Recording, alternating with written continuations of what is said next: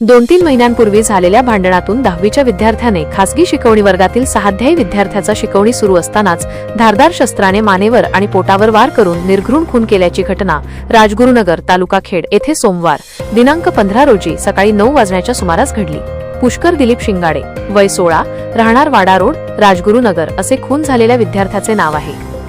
Police अधिकाऱ्यांनी दिलेल्या माहितीनुसार राजगुरुनगर येथील पाण्याच्या टाकीजवळील एका बोळातील इमारतीत 5वी ते 10वीच्या विद्यार्थ्यांसाठी खासगी शिकवणी वर्ग आहे। या वर्गातील 10वीच्या 2 मुलांमध्ये 2-3 महिन्यांपूर्वी भांडण झाले होते। तसेच कबड्डी खेळताना त्याच्या हातास दुखापत झाली होती। तेव्हापासून संशयित अल्पवयीन विद्यार्थी शिकवणी वर्गात फारसा येत नव्हता। शनिवारी दिनांक 13 रोजी तो शिकवणीला आला होता। तेव्हा त्याच्यात आणि पुष्कर यांच्यामध्ये वाद झाला होता। सोमवारी तो सकाळी 7:30 वाजता तळमजल्यावरच असलेल्या वर्गात आला। सकाळी 9 वाजण्याच्या सुमारास तासिका संपून सगळे निघाले असतानाच जुन्या भांडणाचा राग मनात धरून अल्पवयीन आरोपीने पुष्करच्या पोटावर आणि मानेवर धारदार शस्त्राने वार केले।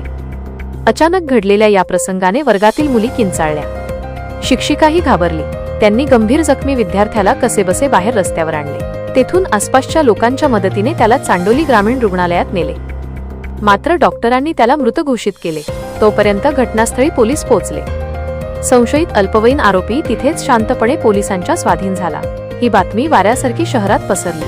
अनेकांनी घटनास्थळी गर्दी केली। पोलिसांनी पंचनामा केला। न्यायवैद्यक शाखेच्या पथकानेही तपासणी केली।